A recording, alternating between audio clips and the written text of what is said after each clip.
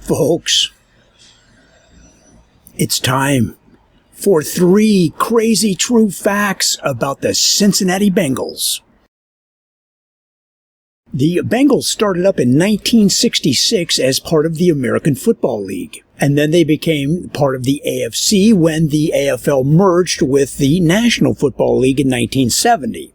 The founder and first coach of the Bengals was, of course, Paul Brown, the legendary coach of the Cleveland Browns. They named the Cleveland Browns after Paul Brown. I can assure you that despite spending hundreds of thousands of dollars on tickets, travel, merchandise, concessions, and gifts for family, friends, and people I don't even know, all related to the National Football League, not once has anyone asked to name a team after me. Well, who the hell are you? Why would anybody name a team after you? What town would want to name their team after you anyway? What do you mean? Like, let's say something like the Des Moines Ditzels? Is that what you're saying? That sounds like something you would hear at a family reunion. Hey everyone, the Des Moines Ditzels are here. Where are the Rockford Ditzels? Are they going to make it this year? One reason Paul Brown selected Cincinnati as the city for his new professional football team was that at the time the Cincinnati Reds needed a new stadium, and if they started a new football team there, they could combine forces and build a new facility for both teams.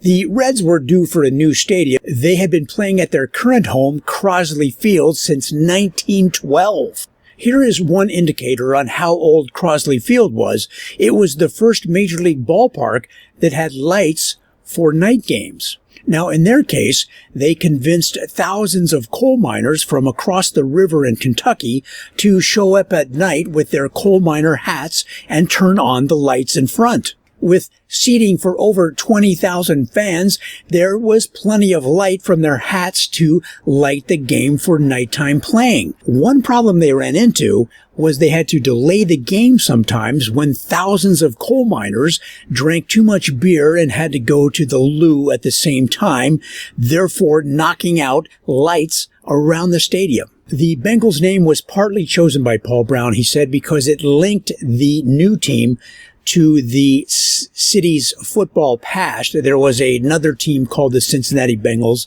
that played in town in the late 1930s and early 1940s. Heck, if they wanted to link to the city's past, why not go all the way back? Check this out. The first surveyor of Cincinnati was also the author of Daniel Boone. That would have been a cool team name. So what are you saying? You think they should have been called the Cincinnati Daniel Boones? Is that what you're saying? And they, instead of helmets, they would have worn those raccoon hats. Is that your idea? You better stick to the comedy and leave the football team naming to the professionals. Here's an idea. Cincinnati was a huge hog-packing town in the 1830s. In 1835, they earned the nickname Porkopolis. That would have been a team name, and it totally fit. Because in those days, they even had herds of pigs. Herds of pigs would roam the streets of the city day and night. I know what you're going to say. And it's not nice. You are going to say not much has changed. It's sickening. You better find your mama and find out what the hell happened to you when you were a kid. Because you are not right in the head. Folks, those were 3 crazy true facts about the Cincinnati Bengals. Don't forget to comment, like, and subscribe. I would have thought your mama would have done a better job raising you than what has come out. Because the end result is not so spectacular, if you know what I'm saying.